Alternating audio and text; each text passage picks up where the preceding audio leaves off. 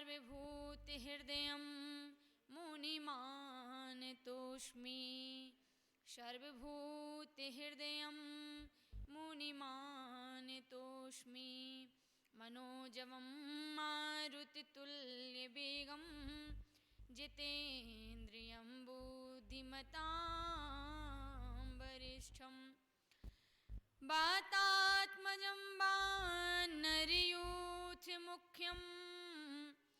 श्रीरामदूतं शरणं प्रपद्ये श्रीरामदूतं शरणं प्रपद्ये वंदह तुलसी के चरण जिनकीनो जग काज कलि समुद्र बूढ़त लख्य हूँ प्रगट हूँ शब्द जहाज श्री राधे मेरी स्वामनी मैं राधे जी की दास जन्म जन्म मोहि दीजिए वृंदावन को बास जय जय श्री राधा रमण जय जय नवल किशोर जय गोपी चित चोर प्रभु जय जय माखन चोर जय जय माखन चोर बोलिए सच्चिदानंद भगवान की श्री राघवेंद्र सरकार की पंचदेव भगवान की श्री हनुमंत लाल की गंगा मैया की यमुना मैया की सरयू मैया की वृंदावन धाम की अयोध्या धाम की सारंगपुर तीर्थ की परम पूजनीय श्री धर्म सम्राट श्री करपात्री जी महाराज की शंकराचार्य भगवान की जय जय श्री राधे जय जय श्री राधे जय जय श्री राधे।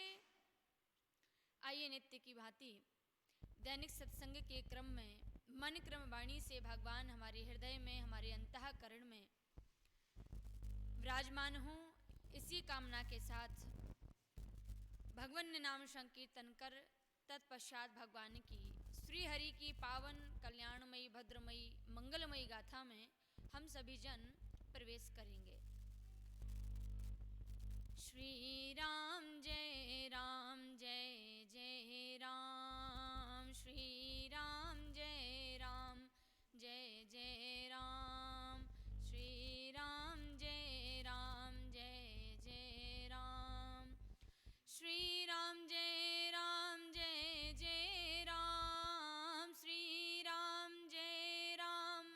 जय जय राम श्री राम जय जय राम श्री राम जय जय राम कमिला विमिला मिथिला धाम कमिला विमिला मिथिला धाम कमिला विमिला मिथिला धाम अवध सरयू सीताराम अवध सरयू सीताराम श्री राम जय जय राम श्री राम जय जय राम जय गौ माता जय गोपाल जय गौ माता जय गोपाल जय गौ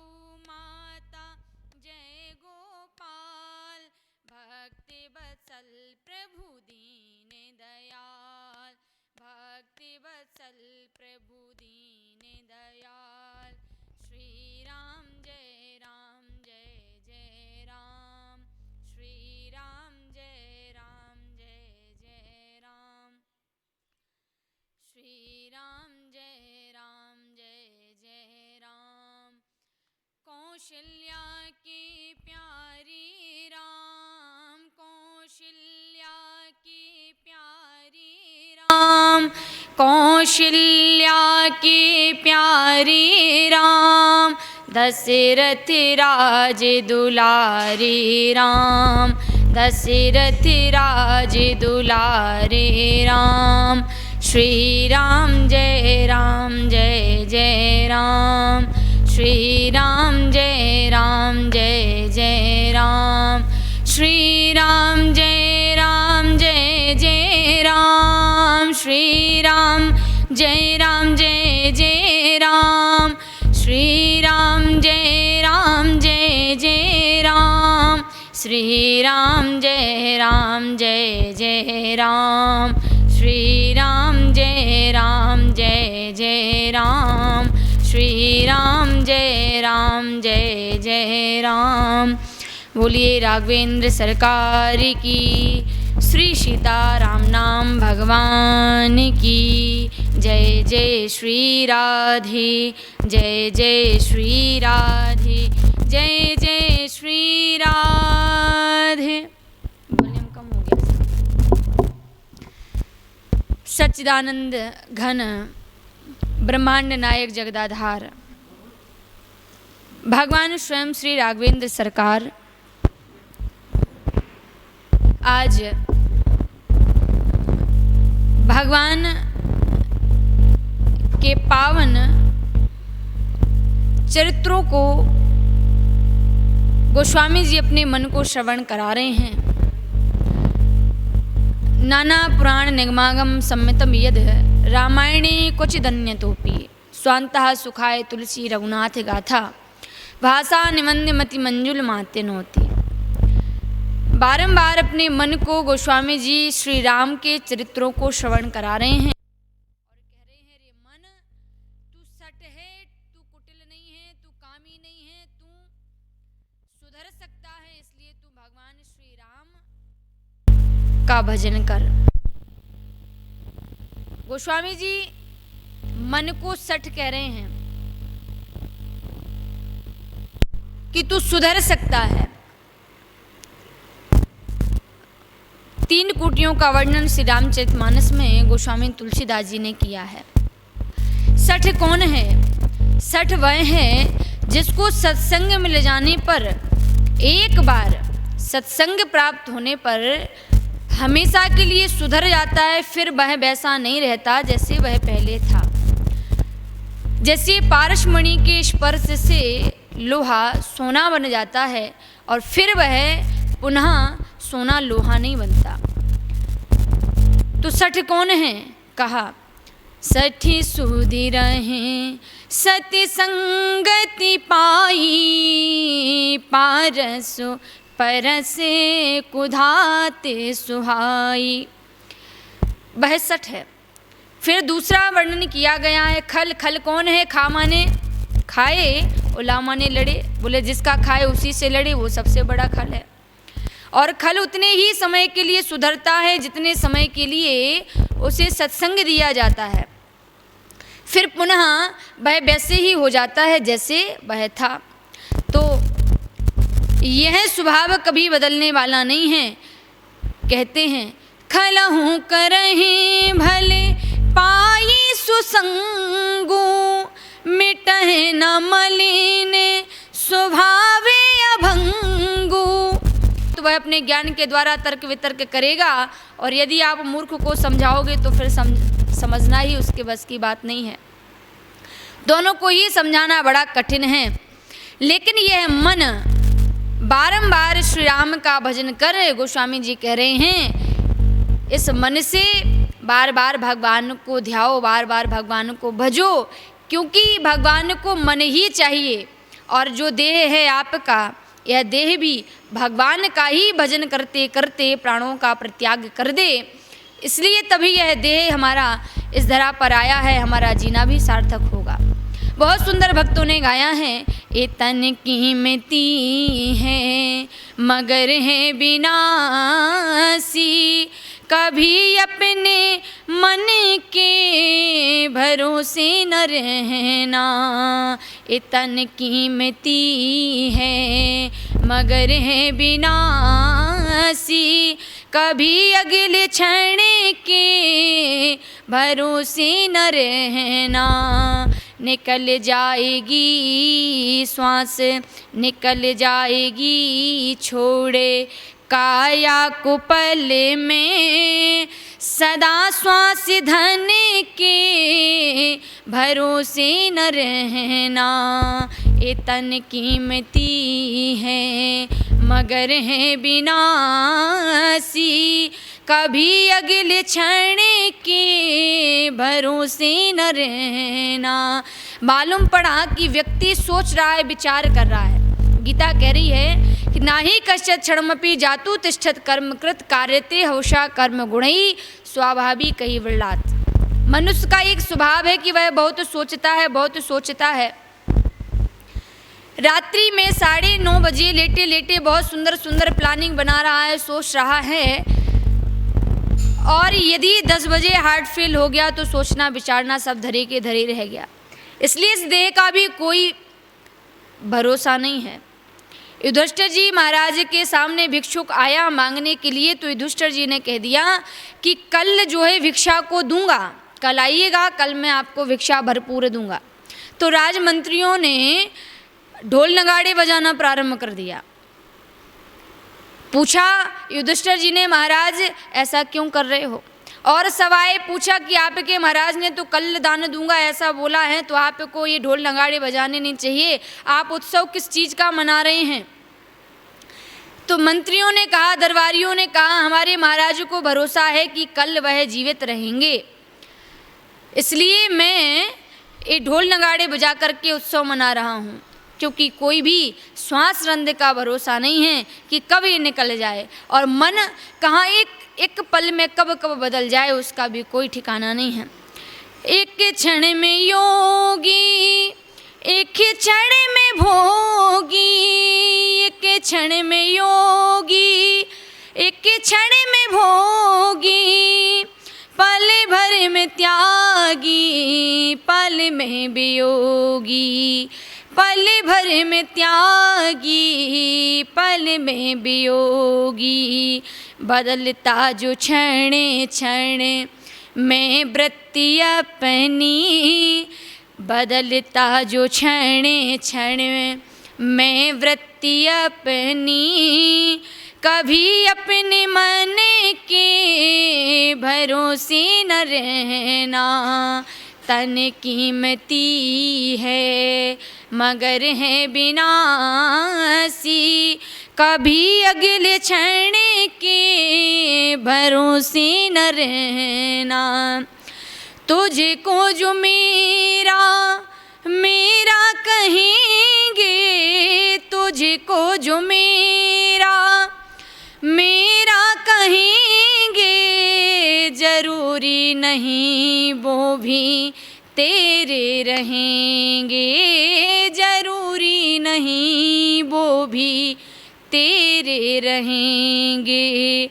मतलब से मिलते हैं दुनिया के साथी, मतलब से मिलते हैं दुनिया के साथी, सदा उस मिलन के भरोसे न रहना।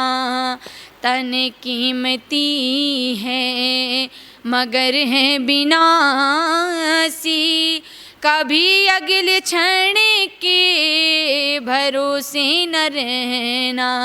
फिर हमको करना क्या है? कहा जो गुरुदेव हैं वह हमको पाथे बताते हैं। जब हम रास्ते को भटक जाते हैं तो गुरुदेव आकर के हमको रास्ता बताते हैं। एक गुरुदेव हैं कि जो भगवान क्या हैं, भगवान कौन है, भगवत प्राप्ति कैसे हो, वह हमको जना देते हैं, तो हम जान जाते हैं। तो भक्ति अर्जित गुरु ज्ञान कर लो, भक्ति अर्जित गुरु ज्ञान कर लो, या प्रेम से राम गुण ग्राम कर लो, या प्रेम से राम गुण ग्राम कर लो। श्री राम नाम रटो नित नियम से, श्री राम नाम रटो नित नियम से, किसी अन्य गुण के भरोसे न रहना। तन कीमती है मगर है विनाशी, कभी अगले क्षण के भरोसे न रहना। कभी अगले क्षण के भरोसे न रहना।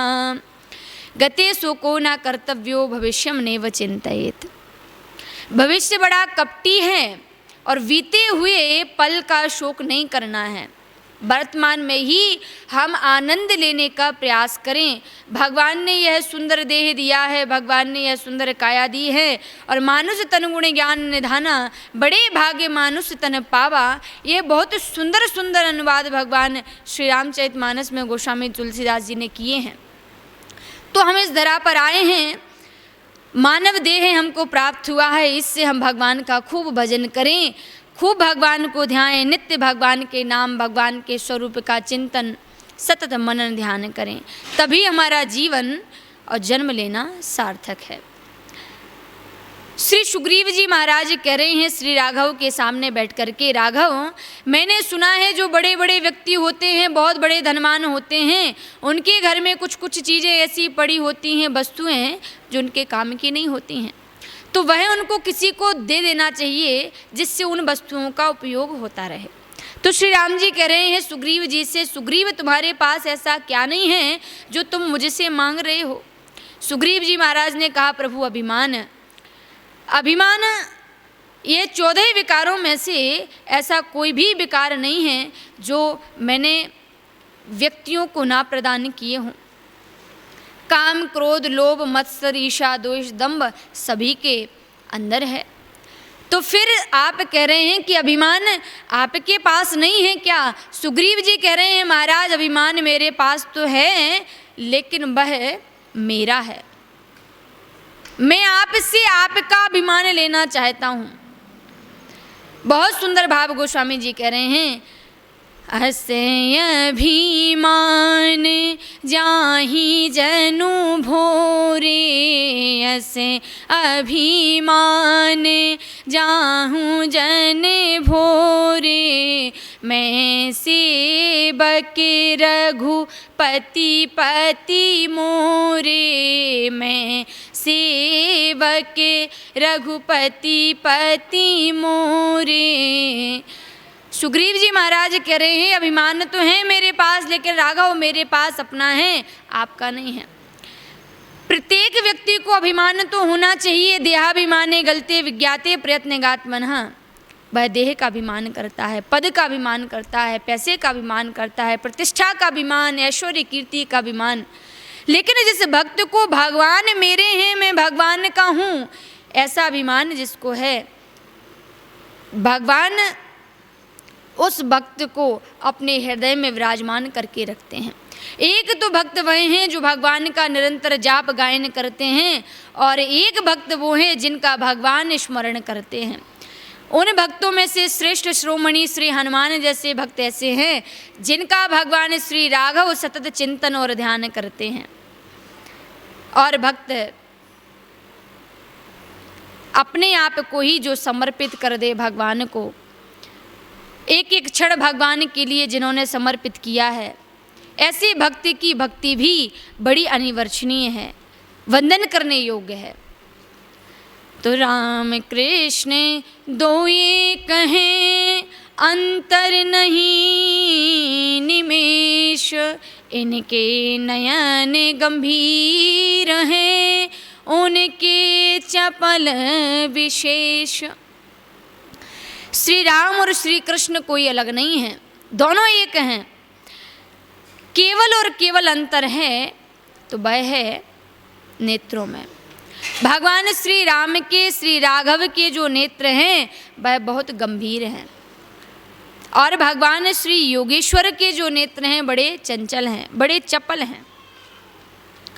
यदि श्री राम जी की, श्री राघवेंद्र सरकार के हाथ में जो धनुष है उसको हटा दिया जाए और कृष्ण की बांसुरी हटा दी जाए, तो कोई भी भक्त पहचान नहीं सकता कि ये कृष्ण हैं या ये राम हैं।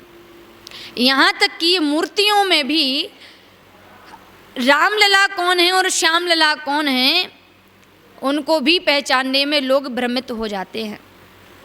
एक बार गोलोक की लीला का वर्णन किया बहुत सुंदर, कि मैया यशोदा और मैया कौशल्या दोनों का मिलन हुआ, और दोनों माताएं जब मिली तो अपने अपने बालकों को लेकर के आईं। कौशल्या मैया अपने राम जी को लेकर आईं और यशोदा मैया अपने कृष्ण को लेकर के आईं।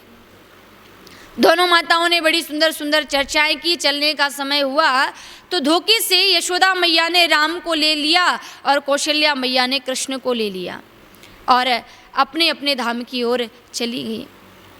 जैसे ही कौशल्या मैया अवध में प्रवेश करती हैं अपने महल में, और उन्होंने कृष्ण को उतार के रखा, गोदी से बिठाया नीचे, कि कृष्ण तो तुरंत घुटमन घुटमन चल के महल में तहलका मचाने लगे, शैतानियाँ करना प्रारंभ कर दिया।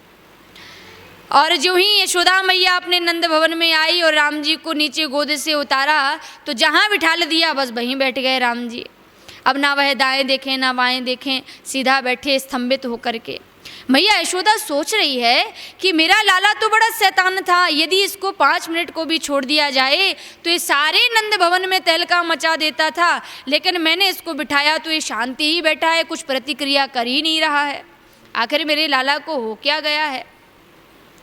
कौशल्या मैया ने देखा कि क्षण भर को मोहे पीछे क्या किया कि कृष्ण लला जाकर के कौशल्या के भवन में सारी दादी बाबा के ज़माने की मटकियाँ फोड़ दी और जगह जगह पर फैला दिया सारा सामान और तहलका मचाने में लगे।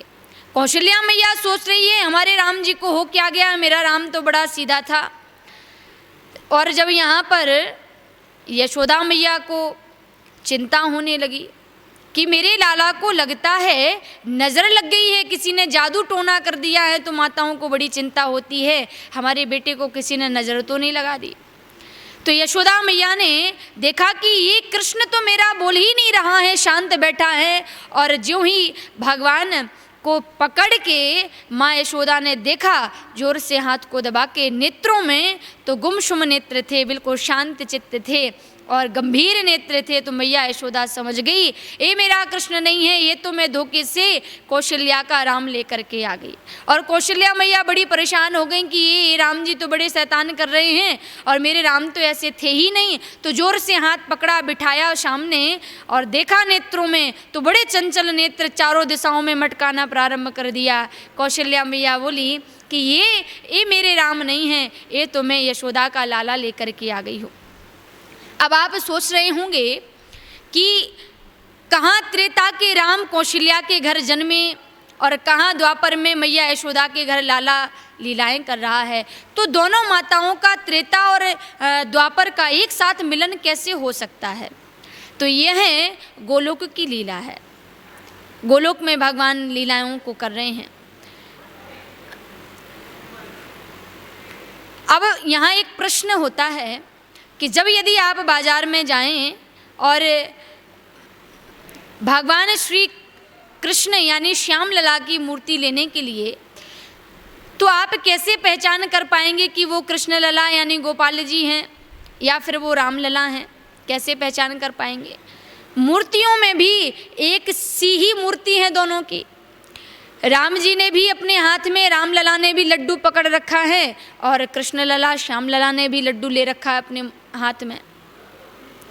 तो कैसे पहचान कर पाएंगे मूर्तियों में कि कौन से गोपाल जी हैं। तो देखिए, जो श्याम लला हैं जिन्होंने अपने हाथ में लड्डू ले रखा है, उन्होंने बहुत जोर से यानी ऐसे लड्डू पकड़ के रखा है, और जो राम लला हैं उन्होंने अपने हाथ में छोड़ कर के लड्डू पकड़ रखा है। बस केवल इतनी ही पहचान है।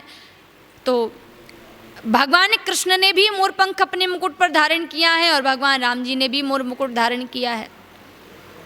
जिस समय भगवान श्री राम जनकपुर में पहुँचे और माँ सीता से मिलन जहाँ होना था, पुष्प लेने के लिए वाटिका में पहुँचे भगवान श्री राघवेंद्र लक्ष्मण के साथ।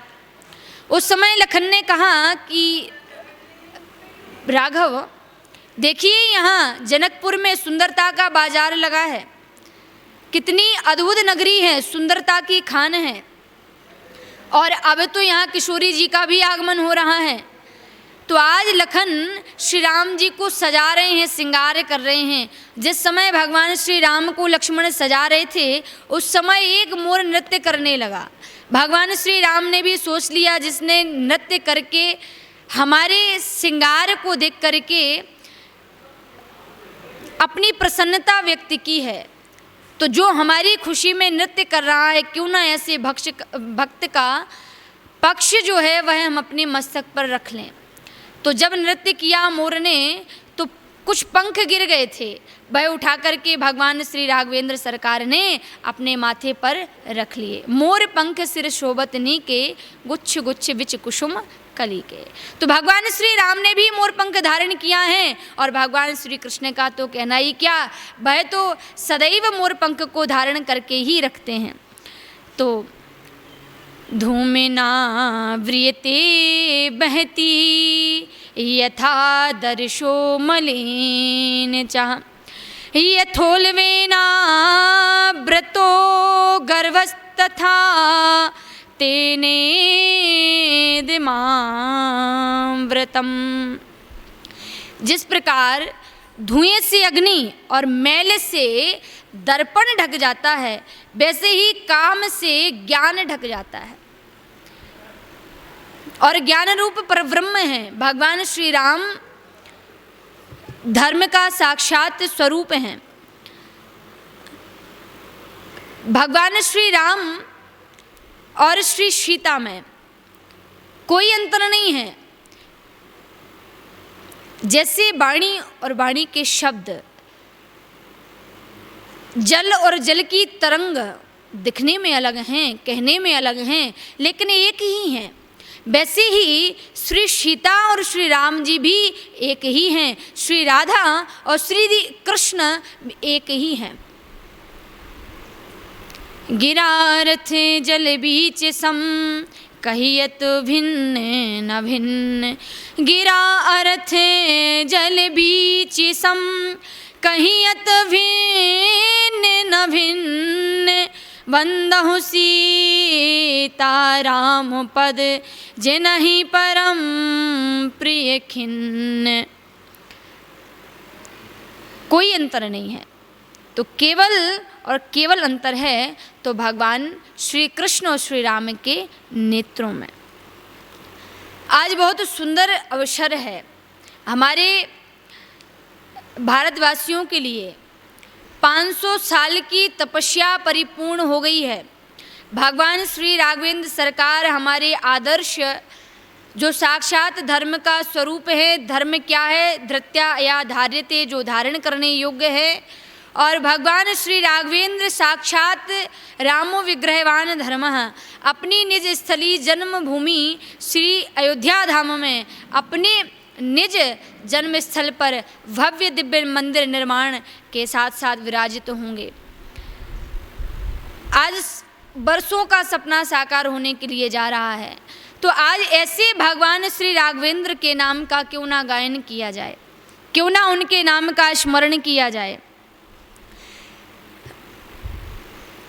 बहुत सुंदर वर्णन किया है गोस्वामी तुलसीदास जी महाराज ने श्री रामचरितमानस में। वंदहूँ राम नामे रघुवर को, वंदहूँ राम नामे रघुवर को, हेतु कृशानु भानु ही में कर को, हेतु कृशानु भानु ही में कर को। वंदहु राम नाम रघुबर को। किसकी वंदना कर रहे हैं आज हम? किसके नाम का गायन गा रहे हैं? रघु माने होता है जीव और बर माने होता है पति। जो जीवों के चराचर्य पति श्रेष्ठ स्वामी हैं भगवान श्री राम। ऐसे जो कृशानु अग्नि, भानु सूर्य और हिमकर यानी चंद्र तीनों के हेतु हैं। सारी धराशायी जिनके भ्रुकुटी विलास पर हम सब नृत्य करते हैं। ऐसे परब्रह्म, ऐसे श्री निर्गुण निराकार परमात्मा सगुण साकार की दृष्टि से इस धाम पर, भारत भूमि पर, सनातन धरा पर जन्म लेकर के अवतरित हुए हैं। हम बड़े भाग्यशाली हैं कि हमारे देश में श्री राघवेंद्र सरकार जन्मे हैं, भगवान श्री कृष्ण आए हैं और बहुत बड़े बड़े महापुरुषों के अवतरण हमारी इस पावन धरा पर हुए हैं। तो एक बार भूपति मन माही, भई गलानी मोर सुत नाही। भगवान श्री दशरथ जी महाराज जिन्होंने अपने तप के कारण भगवान को भी बालक बन करके अवतार लेने के लिए विवश कर दिया है। भगवान श्री राम भी, योगेश्वर भी आश्रय लेने को तैयार हैं कि कोई तो कहे कि मैं कौशल्या बनने को तैयार हूँ, यशोदा बनने को तैयार हूँ, तो वही परब्रह्म राम बन करके, कृष्ण बन करके आने के लिए तैयार है।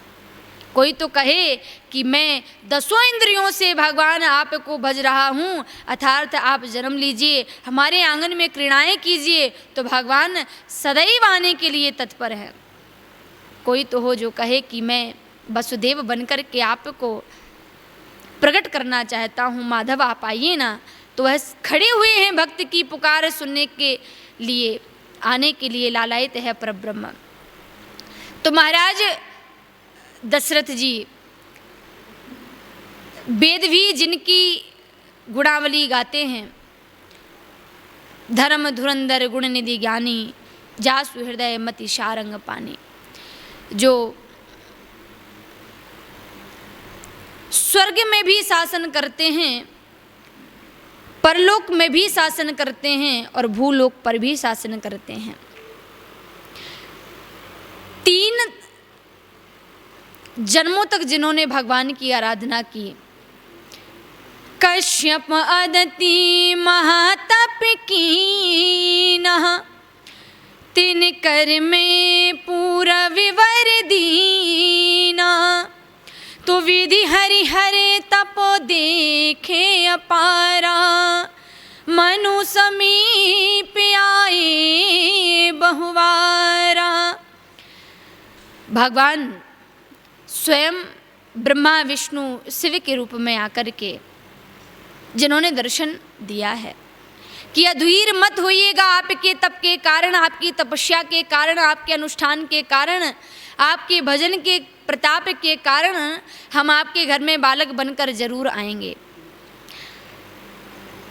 जिनके घर में 3 रानियां हैं, कौशल्या मैया जैसी, कैकेयी मैया जैसी, सुमित्रा मैया जैसी, और रघुकुल की नीति तो इतनी सुंदर है, इतनी अद्भुत है कि कुछ कहिएगा ही मत। कैसी कैसी दिव्य विभूतियां हैं। कौशल्याधि नारी प्रिय, सब आचरण पुनीत, पति अनुकूल प्रेम दृढ़, हरिपद कमाल विनीत। अपने पति के चरणों में अनुराग रखने वाली, निष्ठा रखने वाली ऐसी दिव्य रानियां महाराज श्री दशरथ जी के यहाँ हैं। लेकिन गलानी यह है कि संतान नहीं है। एक संतति हो जाए तो जीवन धन्य बन जाए। और महाराज दशरथ कौन है? कहा महापराक्रमी भागीरथ के वंश में खटवांग हुए हैं और फिर दीर्घबाहु हुए हैं। रघु की कीर्ति बहुत फैली और फिर सूर्यवंश रघुवंश के नाम से प्रसिद्ध हो गया। महाराज दशरथ के मन में आज एक गलानी है। और वह गलानी कब हुई? जब 3 दिव्य नारियां जिनके यहाँ हैं, परिव्राता हैं। जो परिव्राता कौन है? मैया कौशल्या। परिव्राता हम कहते हैं जिसको हमने सिंदूर दान किया हो। और कैकेयी मैया वह बाबाता हैं जिसको हमने अंगीकृत स्वीकार किया हो। और मैया सुमित्रा पारी कली यानी दासी भाव से रहने वाली हैं। तो ऐसी दिव्य विभूतियों को पाने के बाद आज महाराज दशरथ जी के हृदय में चिंता क्यों व्याप्त हो रही है? जिस समय भगवान श्री दशरथ जाते हैं स्वर्ग में तो इंद्र भी उनका स्वागत करता है, सम्मान करता है। आगे हुई जहीं सुरपति लेहि, अरधि सिंहासन आसन देहि। आधा सिंहासन देता है और पुष्पों की माला अर्पण करता है, वंदन करता है, बड़ा भव्य स्वागत करता है। लेकिन आज महाराज दशरथ जी को बड़ा स्वागत सम्मान किया इंद्र ने, और स्वागत करने के बाद महाराज श्री दशरथ लौट करके आने लगे तो कैकेयी मैया ने कहा था महाराज दशरथ जी से, प्रभु मैंने सुना है कि आप स्वर्ग जाते हैं। बिल्कुल जाता हूँ। आपने देखा है स्वर्ग कैसा होता है? बिल्कुल देखा है। तो प्रभु आप जब स्वर्ग जाएं ना तो हमारे लिए स्वर्ग की कोई निशानी लेकर के आइएगा। बिल्कुल लाऊंगा। अब जब भगवान दशरथ जी पहुँचे, इंद्र ने स्वागत किया, सम्मान किया, कमल के पुष्प की माला पहनाई और भगवान श्री दशरथ लौट करके आने लगे तो उस समय याद आया कि कैकेयी ने कहा था कि आप जब जाएं स्वर्ग तो हमारे लिए स्वर्ग की कोई वस्तु लेकर आना। तो क्यों ना वही इंद्र की पहनाई हुई जो कमल पुष्प की माला है वह मैं लेकर के कैकेयी के लिए चलूं। तो आधे मार्ग से ही महाराज श्री दशरथ लौट पड़े और जो ही पहुँचे तो देखा कि सामने इंद्र उसी सिंहासन को धुलवा रहा है जिस सिंहासन पर महाराज दशरथ जी विराजमान हुए थे। महाराज श्री दशरथ ने कहा कि इंद्र क्या कर रहे हो? कहा महाराज ये धुलवा रहा हूँ सिंहासन। ऐसा क्यों कर रहे हो? इसलिए क्योंकि मैंने सुना है जिस स्थान पर जिसके संतान नहीं है वह उस स्थान पर विराजित हो जाए तो वह स्थान अपवित्र हो जाता है। क्षमा करिएगा भगवान, यह स्थान बैठने योग्य नहीं है क्योंकि पितृदेव मनुष्यानाम नानर्तम सुतम विना, आपके संतति नहीं है, इस कारण पितृदेव भी प्रसन्न नहीं है आपके। महाराज दशरथ जी को बड़ी गलानी हुई, बड़ी चिंता हुई भगवान श्री दशरथ जी को। तो जब चिंता हुई तो एक बार ऐसी चिंता हुई, गोस्वामी जी ने लिख दिया, एक बार भूपति मन माही, भई गलानी मोरी सुत नाही। चिंताएं तो कई बार हुई लेकिन यह चिंता बड़ी विशेष है। एक बार शब्द रामचरितमानस में जब जब आया है उस समय गोस्वामी जी महाराज कुछ ना कुछ अद्भुत बता रहे हैं, गुण रहस्य समझा रहे हैं, इसलिए गोस्वामी जी ने एक बार शब्द लिख दिया, एक बार चुनी कुसुम सुहाए, निज कर भूषण राम बनाए। एक बार शब्द भगवान ने एक बार मैया किशोरी जी का पुष्पों से बहुत सुंदर श्रृंगार किया। और एक बार शब्द कहाँ आया? बोले एक बार कुबेर पर धावा। एक बार शब्द तो श्री रामचरितमानस में एक बार शब्द जहाँ लिखा वह गुण रहस्य को दर्शाता है, और श्रीमद् भागवत में वेदव्यास भगवान ने जहाँ एकदा शब्द लिखा है वह गुण तत्व को दर्शाता है। एकदा गृह दासेषु यशोदा नंद गेहनी। एक बार मैया यशोदा ने अपने लाला के लिए दधी मंथन किया, अपने हाथों से दही बिलोया। एकदा क्रीणामानास्ते, एक बार मैया यशोदा ने देखा कि मेरे लाला ने ब्रजरज खाई, माटी खाई। एकदा शब्द आया, एकदा अमरकमादाय। तो वहां वेदव्यास जी महाराज बहुत गहरे रहस्य को दर्शा रहे हैं। तो महाराज दशरथ जी को गलानी हुई और ऐसी चिंता व्याप्त हुई, ऐसी चिंता व्याप्त हुई कि इस कार्य को करने की सामर्थ्यता केवल और केवल सद्गुरुदेव में थी। भगवान श्री दशरथ चले तो महल में प्रवेश किया, लेकिन क्षण भर ठहरे और तुरंत भगवान श्री वशिष्ठ मुनि के पास पहुंच गए। क्योंकि राज्य संबंधी कोई कार्य होता तो सैनिक मंत्रियों के पास जाते, लेकिन इस कार्य को कराने और करने की सामर्थ्यता तो गुरुदेव में ही है, इसलिए सीधा भगवान वशिष्ठ मुनि के पास चल पड़े। गुरु ग्रह गया हूँ तुरंत मही पाला, चरण लागी करी बिनय विशाला। भगवान गुरुदेव को प्रणाम किया कि नाथ, आपकी कृपा के कारण मैंने सब कुछ पाया, सब मेरे पास है, ऐश्वर्य मान पद प्रतिष्ठा वैभव कीर्ति, पहले तो सुख सुनाया, सब पाया मैंने, लेकिन दुख क्या है? संतान नहीं है, संतति नहीं है। आप प्रभु मुझे आशीर्वाद दे, मेरे ऊपर कृपा करें तो एक संतति भी जन्म लेकर के आएगी, और ये सामर्थ्यता आप में भरपूर है।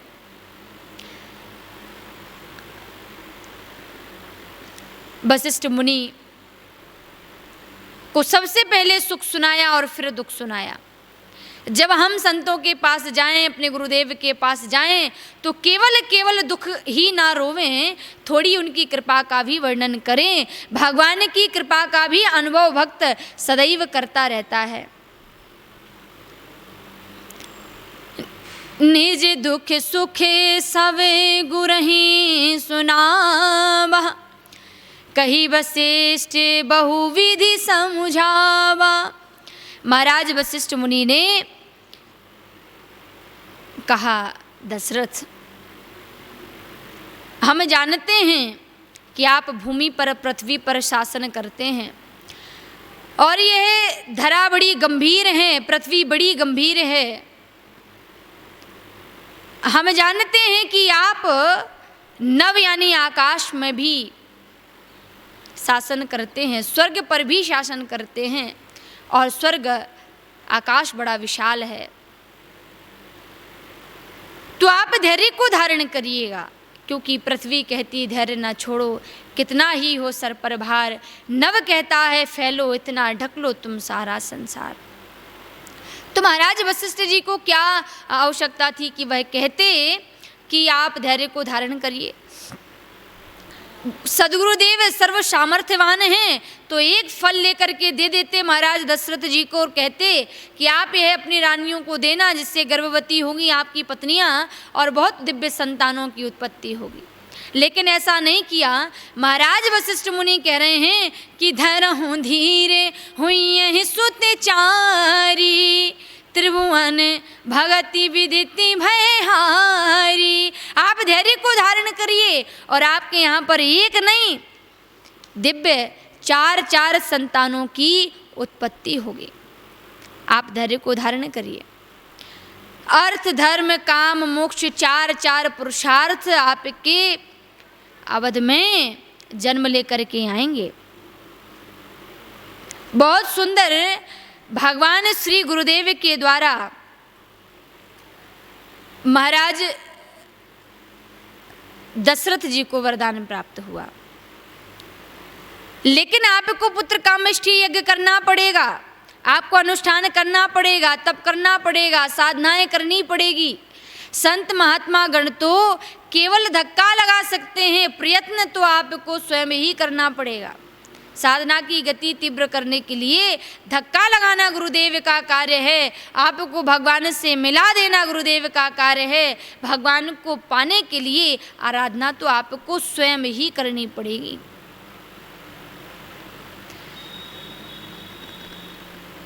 गुरु गोविंद दो खड़े काके लागू पाए, बलिहारी गुरुदेव की गोविंद दियो बताए। एक सज्जन ने आकर के पूछा कि आप मुझे बताएं, भगवान सामने आपके खड़े हों और गुरुदेव आपके सामने खड़े हों, तो सबसे पहले आप प्रणाम किसको करेंगे, भगवान को करेंगे या गुरुदेव को करेंगे? तो वह भक्त बोल पड़ा कि सबसे पहले मैं यदि प्रणाम करूँगा तो वह सदगुरुदेव को करूँगा। क्योंकि गुरुदेव ना होते तो मैं कैसे जान पाता कि भगवान प्रभु कौन है। जो जाने ताहि देहु जनाई, जान तो तुम्हें हो जाए। भगवान को जना देने का कार्य हमारे गुरुदेव ने ही हमारे ऊपर अनुकंपा की है, तभी हम जा कर के जान पाए हैं कि भगवान कौन है। हमारी है श्री भगवान, हमें किस बात की चिंता। हमारे हैं श्री भगवान, हमें किस बात की चिंता। चरण में रखे दिया जब माथ, तो किस बात की चिंता। चरण में रखे दिया जब माथ, तो किस बात की चिंता। न खाने की न पीने की, न मरने की न जीने की। न खाने की न पीने की, न मरने की न जीने की। मेरे प्रभु को रहती है, मेरे प्रभु को रहती है, मेरे हरे बात की चिंता। हमारे हैं श्री भगवान, हमें किस बात की चिंता। किया करते हो तुम क्यों दिन रात में किस बात की चिंता। किया करते हो तुम क्यों दिन रात में किस बात की चिंता। रहे हरे श्वास में भगवन, रहे हरे श्वास में भगवन, तेरे बस नाम की चिंता। हमारे हैं श्री भगवान, हमें किस बात की चिंता। हमारे हैं श्री भगवान, हमें किस बात की चिंता। हुई इस दास पर कृपा, बनाया दास चरणों का। हुई इस दास पर कृपा, बनाया दास चरणों का। उन्हीं के हाथ में अब हाथ, तो किस बात की चिंता। उन्हीं के हाथ में अब हाथ, तो किस बात की चिंता। हमारे हैं श्री भगवान, हमें किस बात की चिंता। चरण में रख दिया जब माथ, तो किस बात की चिंता। भगवान श्री आज महाराज दशरथ अपने गुरुदेव को वंदन करते हैं, महाराज वशिष्ठ मुनि के चरणों में प्रणाम करते हैं। पुत्र कामेष्ठी यज्ञ कराऊंगा, तो पुत्र कामेष्ठी यज्ञ के लिए जो पुरोहित हैं यज्ञ के, तो श्रृंगी ऋषि वशिष्ठ बुलावा। शुभ काम पुत्र काम शुभ यज्ञ करावा। महाराज श्रृंगी मुनि आए और बहुत सुंदर पुत्र कामेष्ठी यज्ञ किया। तो यज्ञ प्रारंभ हुआ। जो यज्ञ के पुरोहित हैं श्रृंगी महाराज के द्वारा जैसे ही यज्ञ प्रारंभ हुआ, भगति सहित मुनि आहुति दीने, तो महाराज अग्निदेव भगवान स्वयं खीर का चरु लेकर के प्रकट हो गए। बोलिए अग्निदेव भगवान की। कहा महाराज दशरथ को, यह खीर का चरु है, आप तीनों रानियों को दीजिएगा। तीनों रानियां इस प्रसाद को ग्रहण करें, आपके यहाँ पर दिव्य संतान की उत्पत्ति होगी। तो महाराज तीनों रानियों को आधा आधा भाग महाराज श्री दशरथ जी वितरण कर रहे हैं। अर्धे भाग्य कौशल्य दीना, उभय भाग्य आधो कर लीना। आधा आधा भाग तीनों रानियों को दिया है। जैसे ही मैया कौशल्या अम्बा को दिया तो विचार कर रहे हैं कि यदि मैं उस आधे भाग्य से आधा भाग्य कैकेयी को दूंगा तो सुमित्रा नाराज नहीं होगी, लेकिन यदि मैं सुमित्रा को दूंगा तो ये कैकेयी नाराज हो जाएगी, क्योंकि कैकेयी मैया का एक स्वभाव था बात बात में रूठ जाना, क्रोध में आकर के कुंभवन में जाकर के बैठ जाना। इसलिए भगवान श्री दशरथ जी बड़े भयभीत हो रहे हैं। मैया कौशल्या को आधा भाग देने के बाद में तो विचार कर रहे हैं कि किसको दूं। तो मैया कैकेयी को उभय भाग आधा भाग दिया। अब मैया कैकेयी ने अपने भाग से भी आधा करके और कौशल्या मैया ने अपने भाग से भी आधा करके मैया सुमित्रा को प्रदान किया। तो राम के रामानुज हुए और भरत के भरतानुज हुए। तीनों रानियां गर्भवती हुई, अयोध्या दुल्हन की भांति सजी हुई है, मणियों की खदानें निकलने लगी, अमृत समान जल बह रहा है, बहुत सुंदर सरयू का वातावरण बन गया है। अवध बहुत सुंदर उसका दृश्य बहुत सुंदर नजर आ रहा है। मध्य दिवस अति शीत ना घामा, सूर्य जहाँ है वहाँ ठहर गया, जहाँ चंद्र है वह चंद्र वहीं ठहर गया। तो भगवान श्री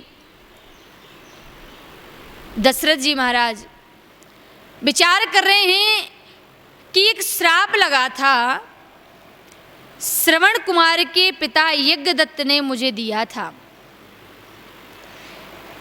कि जैसे मैं पुत्र वियोग में मर रहा हूँ, मेरे प्राण निकल रहे हैं, ऐसे ही तुमको भी संतान के वियोग में प्राणों को त्यागना पड़ेगा और अभी तक कोई संतति हुई नहीं है।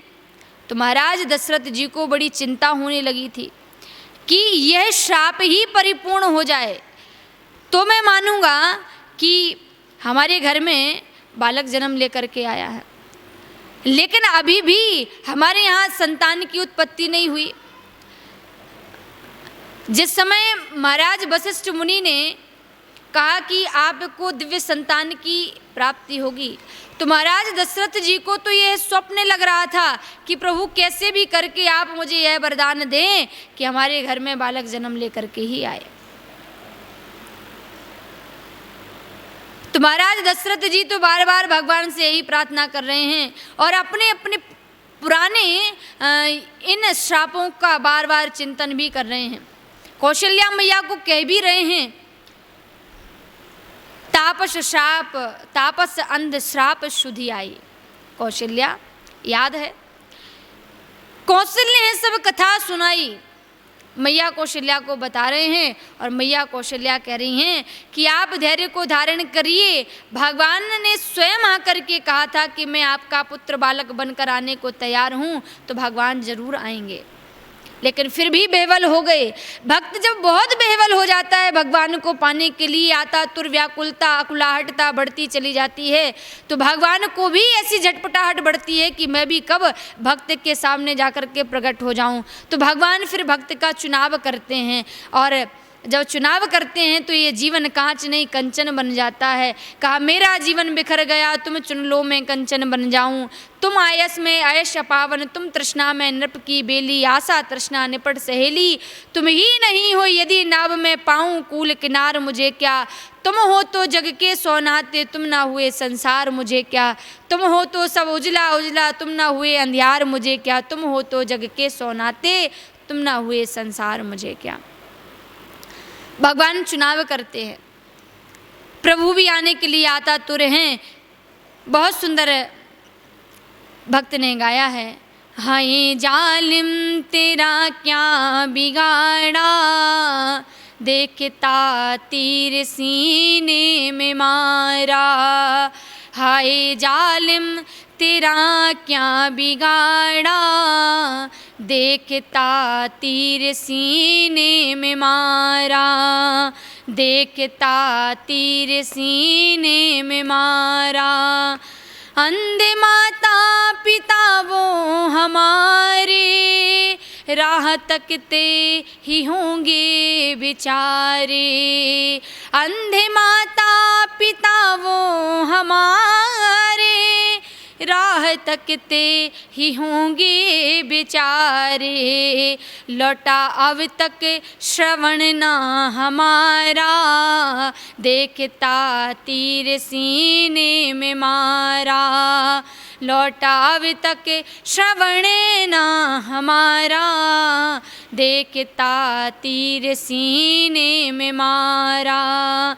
कैसे जल ला कि उनको पिलाऊं, पितु की प्यास मैं यूं बुझाऊं। कैसे जल ला के उनको पिलाऊं, प्यास पितु मात की मैं बुझाऊं। बस यही रंज है हमको मारा, देखता तीर सीने में मारा। हाय जालिम तेरा क्या बिगाड़ा, देखता तीर सीने में मारा। देखता तीर सीने में मारा।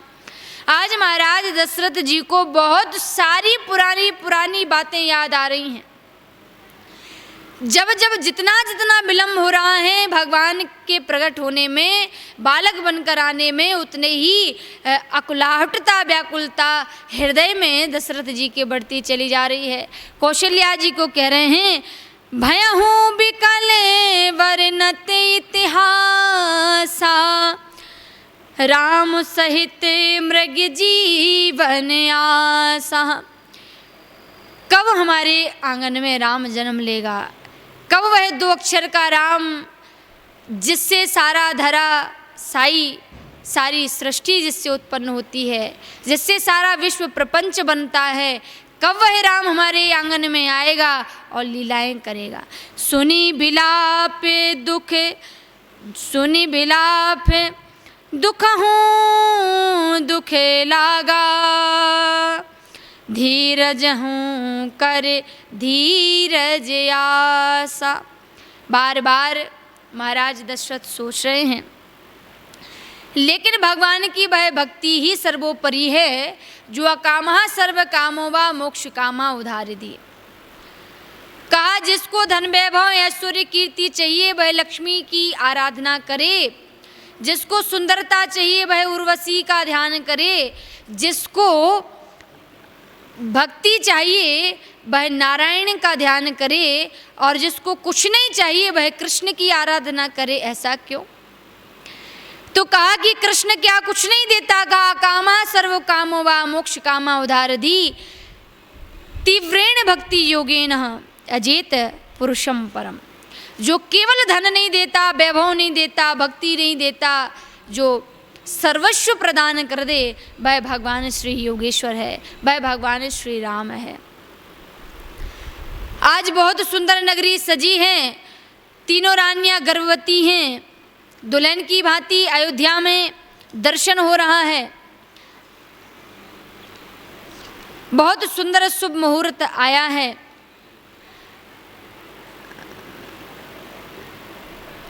आकाश में देवी देवता भी अपने अपने जन्म को परिवर्तित कर रहे हैं, देह को परिवर्तित कर रहे हैं। भगवान शंकर ने कहा कि गौरा, हमारे स्वामी के जन्म का दिन आने वाला है, भगवान जन्म लेने वाले हैं, अवतार धारण करने वाले हैं, हम भी जन्म लेंगे। तो भोलेनाथ ने कहा कि मैं अवतार लूँगा। तो मैया पार्वती कह रही हैं कि प्रभु आप क्या जन्म लेंगे, क्या बनेंगे? तो भोलेनाथ कह रहे हैं कि मैं बानर बन जाऊँगा। तो मैया पार्वती कह रही हैं कि आप बानर बन जाएंगे तो मैं आपकी पूँछ बन जाऊंगी, क्योंकि बानर को पूँछ बड़ी प्यारी है, बड़ी प्रिय लगती है। और मेरे ख्याल से पूंछ तो सबको प्रिय लगती है। आप कहीं पर जाएं और कोई आपको पूछे ना तो आप भी कहेंगे कि हमको पूछा नहीं गया।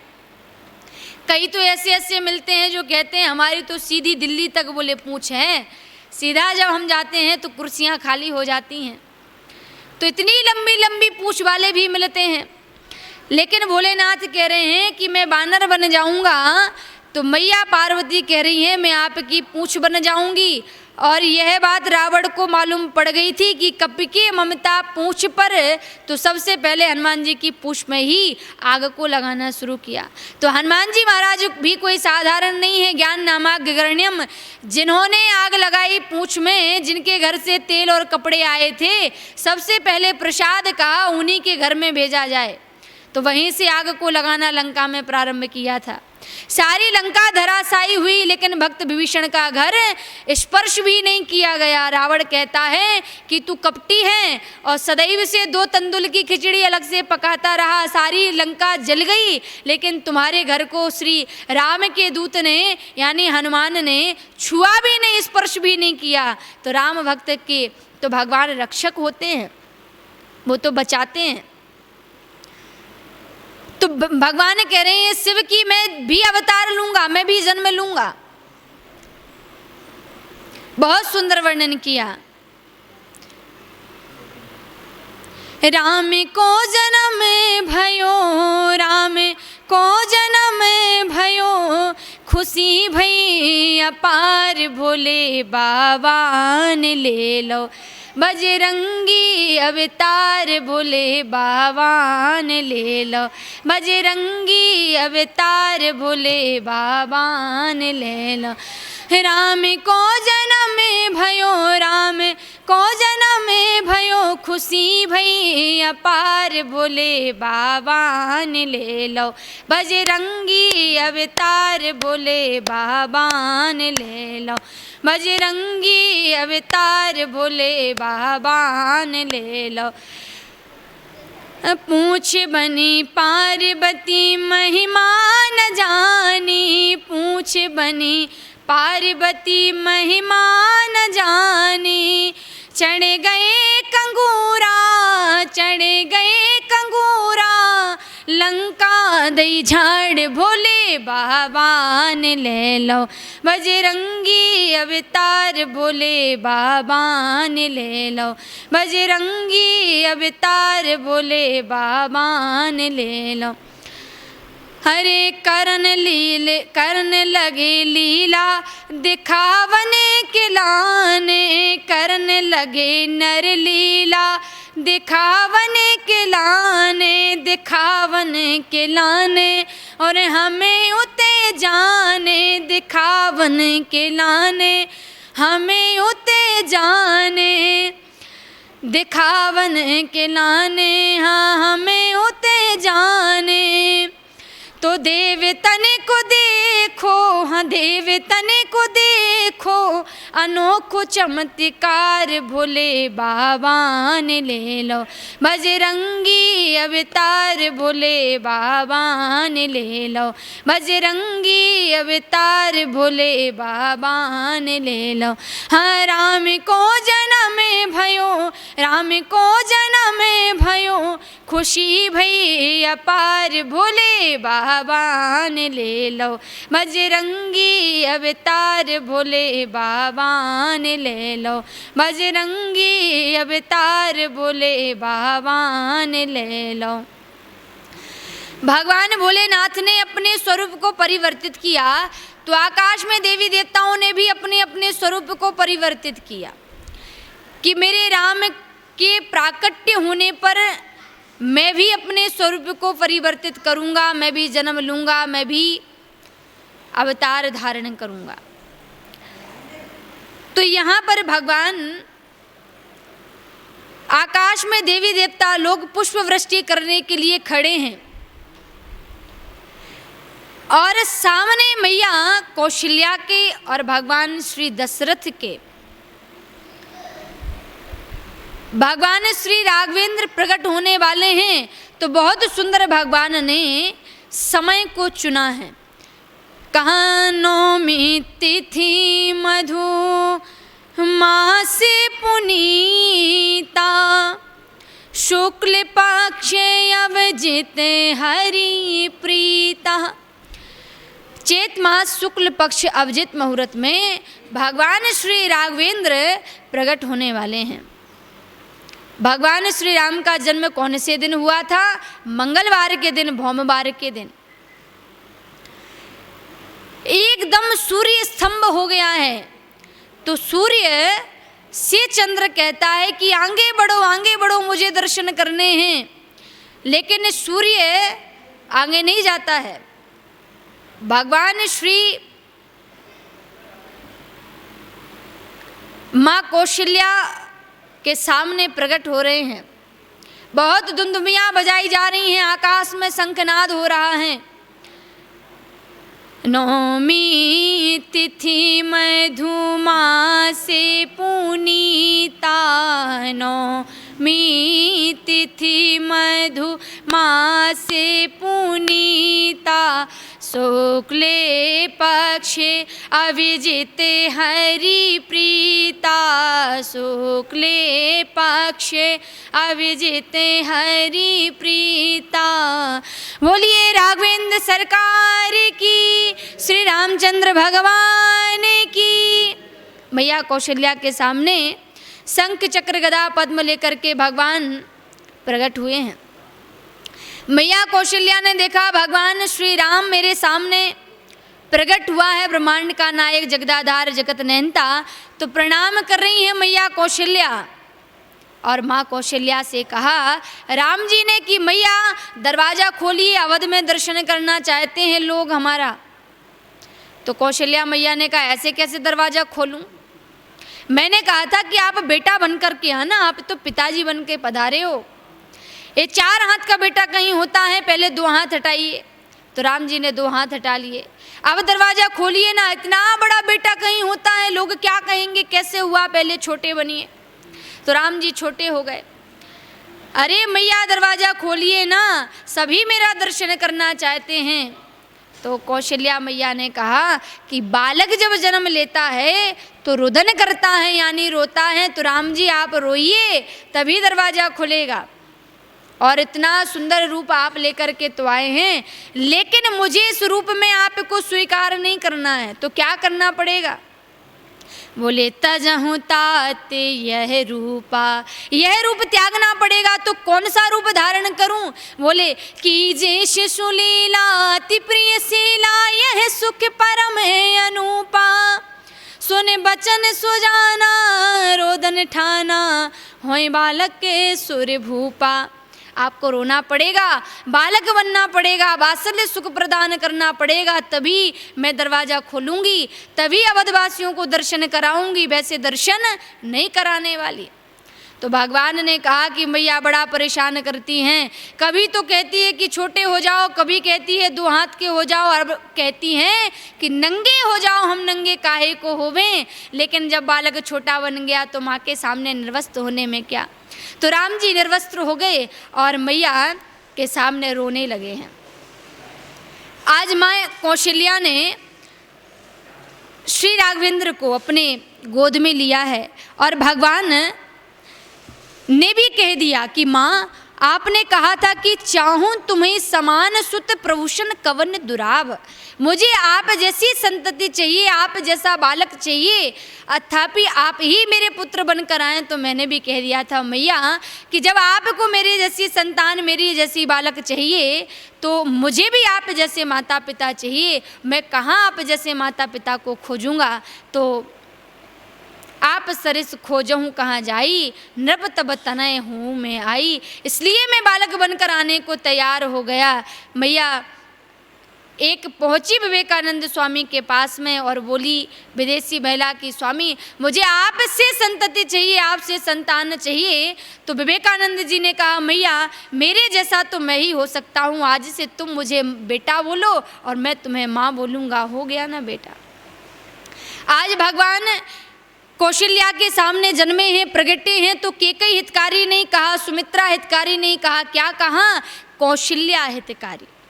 क्यों? क्योंकि बहुत आराधनाएं की हैं, बड़ा तप किया है, बहुत भगवान को पाने के लिए संयम किया है, अनुष्ठान किए हैं, तभी भगवान पुत्र बन करके आए हैं, ऐसे नहीं आए। तो मैया कौशल्या ने राम को जन्मा है, मैया केकई ने भरत लाल को जन्मा है, और सुमित्रा के 2 सुत हुए हैं। अर्थ धर्म काम मोक्ष 4 पुरुषार्थ दशरथ के आंगन में जन्म लेकर के लीलाएं करने के लिए भगवान अवतरित होकर के आए हैं। क्रीड़ा करने की इच्छा हुई भगवान की, तो भगवान ने इस धरा को चुन लिया। बहुत सुंदर नगरी में अवध में उत्सव मनाया जाने लगा। 6 माह तक तो उत्सव मनाया गया। चंद्र कह रहा है कि सूर्य से बढ़िए ना, आगे चलिए ना, दर्शन करने दीजिए ना, मुझे राघव का दर्शन करना है। तो सूर्य कहता है नहीं जाऊंगा, मेरे वंश में आए हैं, दर्शन मैं ही करूंगा। तो चंद्र उदास हो गया।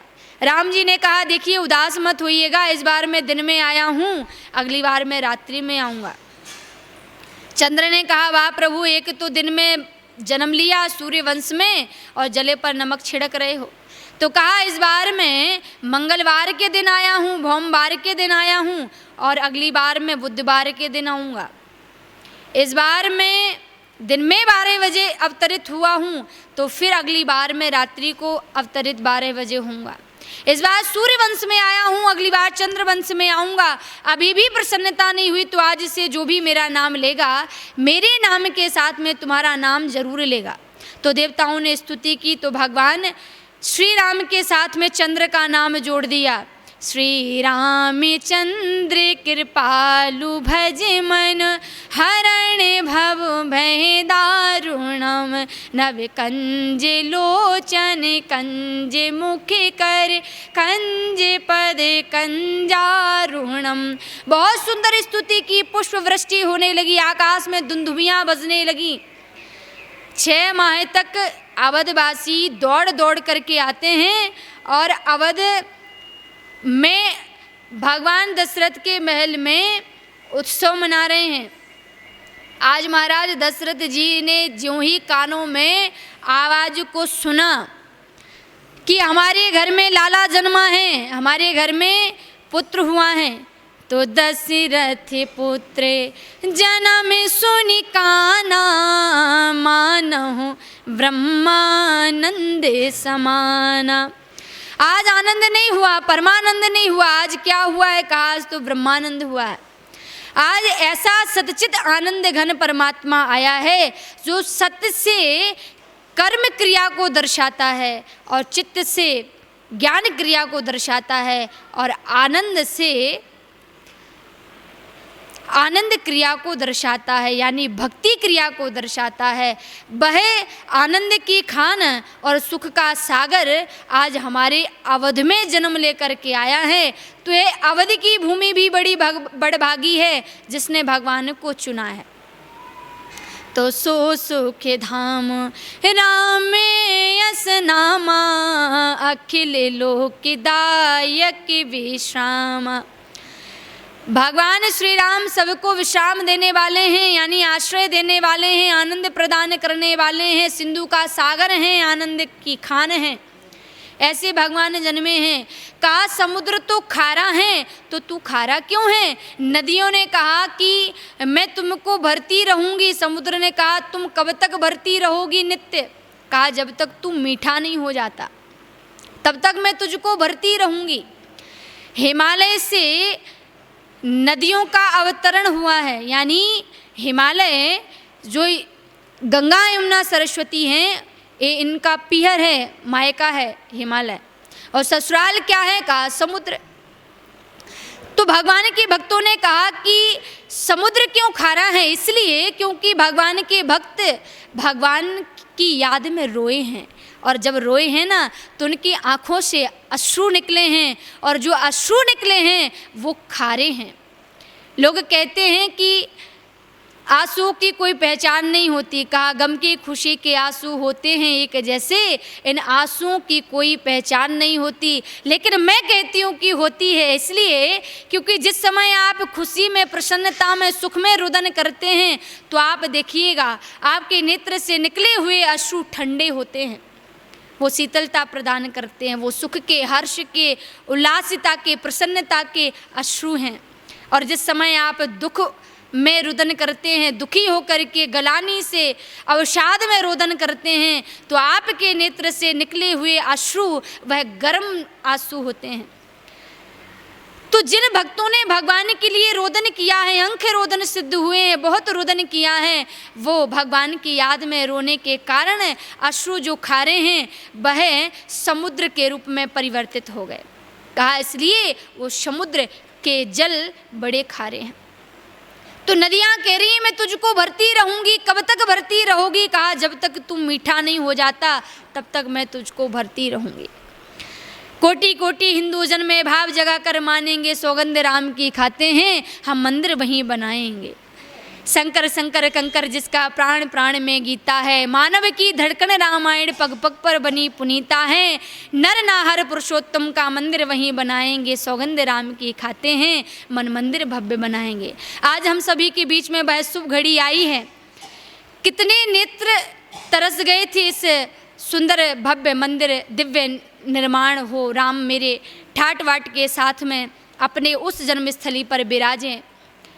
आज नेत्र सजल हो गए जब हमने स्वयं उस दृश्य को अपनी आँखों से देखा।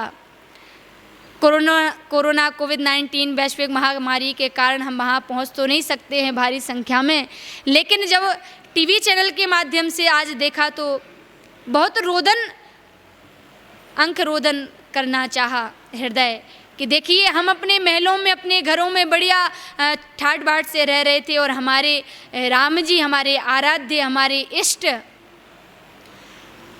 वह तंबू और टेंट के नीचे बैठे हुए थे।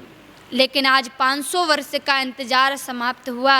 हमेशा हमेशा के लिए मेरे राम राघव उसी स्थल पर विराजमान होंगे, क्योंकि जब जब मानवता पर संकट के बादल फहराए, तब तब मानव तन धरकर परमेश्वर इसी भूमि पर आए। छूटी कुछ घनघोर रूप से ऐसी हवा चलाई कि आकर अधर्म का नाश किया, फिर धर्म ध्वजा लहराई। और भगवान ने कहा भी है कि परित्राणाय साधूनां विनाशाय च दुष्कृताम धर्म संस्थापनार्थाय संभवामि युगे युगे। मैं धर्म की रक्षा के लिए हर युग में अवतार लेकर के आऊँगा, जन्म लेकर के आऊँगा, अधर्म का नाश करूँगा।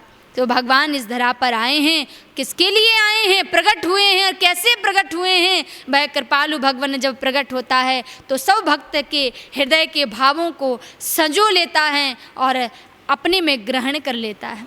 भगवान श्री राम जन्मे हैं तो यह धरा भी बहुत सुंदर बन गई है। और पृथ्वी माँ गाय का रूप धारण करके देवताओं के साथ नारायण के पास पहुँची है कि प्रभु आइए ना, आपने कहा था कि मैं आऊँगा तो आप आइए। और भगवान धर्म की रक्षा के लिए, भूमि का भार उबारने के लिए, ब्राह्मणों की रक्षा के लिए और दीन जनों का कल्याण करने के लिए इस धरा पर आए भी। प्रभु आए हैं तो आइए हम सभी स्तुति करते हैं भगवान के आगमन की खुशी में। भई प्रगट कृपाला दीन दयाला कौशल्या हितकारी हर्षित महतारी मुनि मनहारी अद्भुत रूप विचारी लोचन अभिरामा तनु घनु श्यामा निज आयुध बुध चारी भूषण बन माला नयन विशाला शोभा सिंधु खरारी कहे दोई करी जोरी स्तुति तोरी कह विधि करो अनंता माया गुण ज्ञानातीत अमाना वेद पुराण भनंता करुणा सुख सागर सब गुण आगर जहि गावह श्रुति संता सो मम हित लागी जन अनुरागी प्रगट भयहु श्रीकंता ब्रह्मांड निकाया निर्मित माया रोम रोम में प्रतिवेद कहें, ममे ओरे सोबासी यह उपहासी, सुनत धीरे मति थेरे न रहें, ओपे जा जब ज्ञाना प्रभु मुस्काना, चरत बहुत विधि कीन चाहें, कही कथा सुहाई मातु बुझाई, जही प्रकार सुत प्रेम लहें, माता पुनि बोली सोमति डोली, तजहु तात यह रूपा, कीजे शिशु लीला अति प्रिय शीला, यह सुख परम अनूपा, सुने बचन सुजाना रोदन ठाना, हुई बालक सुर भूपा। बोलिए राघवेंद्र सरकार की, श्री राम राजा सरकार की जय जय श्री राधे। भगवान अवध में आए हैं तो उत्सव मनाया गया, और इतना दिव्य उत्सव मनाया कि 6 माह तक उत्सव मनाया गया। सारे देवी देवता गण भूल गए कि 6 माह व्यतीत हो गया हमारे राम के आने पर। सारे अवधवासी आते हैं, महाराज दशरथ को बधाई देते हैं, और भगवान ने जब रोए हैं ना तो बड़ी मीठी वाणी में रोए हैं। सुने शिशु रुदन परम प्रिय वाणी, सुने शिशु रुदन परम प्रिय वाणी, संभ्रम चलिया ई सवेरानी। कौशल्या मैया, सुमित्रा मैया के कई मैया के कर्ण रंधों में जिस समय भगवान के रोने की सुंदर सुंदर मधुर मधुर लावण्यता भरी वाणी को सुना, बड़ी हर्षित हो गई हैं, बड़ी प्रसन्न हुई हैं। और आज अवध में ऐसा उत्सव मनाया जा रहा है, ऐसा उत्सव मनाया जा रहा है क्योंकि 4 पुरुषार्थ जन्मे हैं। तो नाच गाना हो रहा है, बधाई हो रही है, सोहर गाए जा रहे हैं, और दान भी किया जा रहा है बहुत सा, बहुत मंगल गान गाए जा रहे हैं। ऐसी अवध की नगरी सजी है, और आज तो वास्तविकता में उत्सव का दिन है। आज ही हमारे लिए दीपावली है, आज ही हमारे लिए सारे त्योहार हैं, क्योंकि आज हमारे आराध्य अपने निज स्थान पर उनकी आधारशिला को रखा गया है। तो आज ही सारे सुंदर शुभ मुहूर्त हैं, तो क्यों ना हम उस सुंदर घड़ी का बार बार चिंतन करके उत्सव मनाएं। ओ सीताराम जी की प्यारी राजधानी लागे, महारानी लागे, मोह मीठो मीठो सरयू जीरो पानी लागे। सीताराम जी की प्यारी राजधानी लागे, महारानी लागे, मोह मीठो मीठो सरयू जीरो पानी लागे। मोहे मीठो मीठो सरयू जीरो पानी लागे। धन्य कौशल्या धन्य के कई धन्य सुमित्रा मैया, धन्य कौशल्या धन्य के कई धन्य सुमित्रा मैया। धन्य भूप दशरथ जी के आंगन खेलहु चारों भैया, उनकी तोतली रसीली प्रभु की बाणी लागे, महारानी लागे। मोह मीठो मीठो सरयू जीरो पानी लागे। सीताराम जी की प्यारी राजधानी लागे, महारानी लागे, मोह मीठो मीठो सरयू जीरो।